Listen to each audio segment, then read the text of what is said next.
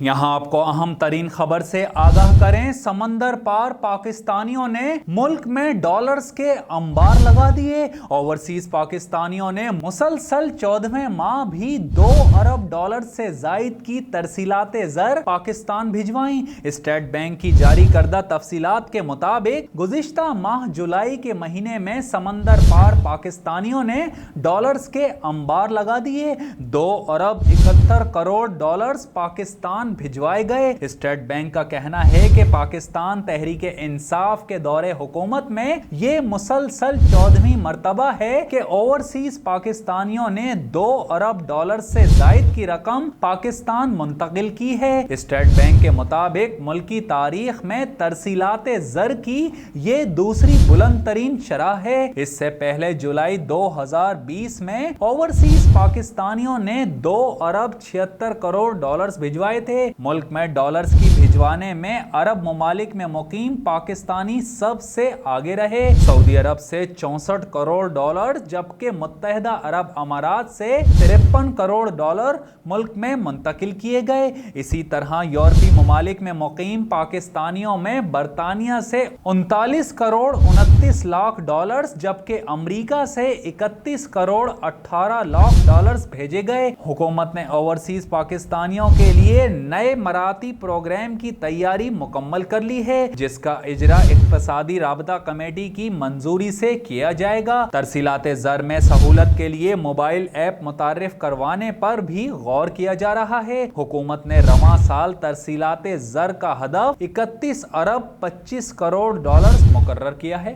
یہاں آپ کو اہم ترین خبر سے آگاہ کریں۔ سمندر پار پاکستانیوں نے ملک میں ڈالرز کے انبار لگا دیے۔ اوورسیز پاکستانیوں نے مسلسل 14ویں ماہ بھی 2 ارب ڈالر سے زائد کی ترسیلات زر پاکستان بھجوائیں۔ اسٹیٹ بینک کی جاری کردہ تفصیلات کے مطابق گزشتہ ماہ جولائی کے مہینے میں سمندر پار پاکستانیوں نے ڈالرز کے انبار لگا دیے۔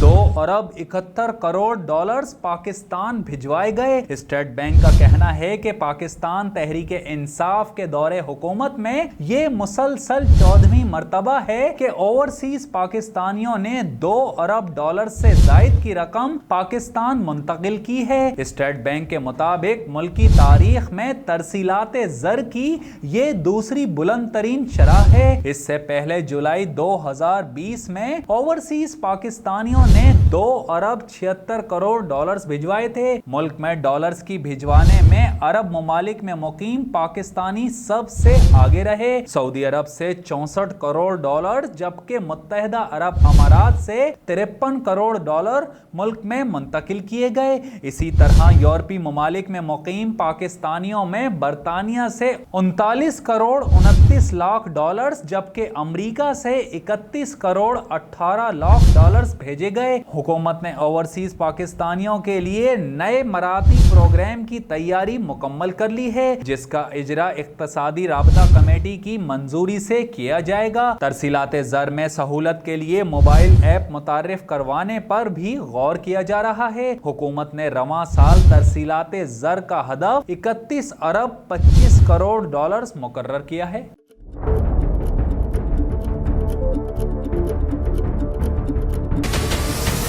ہمارے چینل کو سبسکرائب کریں اور بیل آئیکن پر کلک کریں۔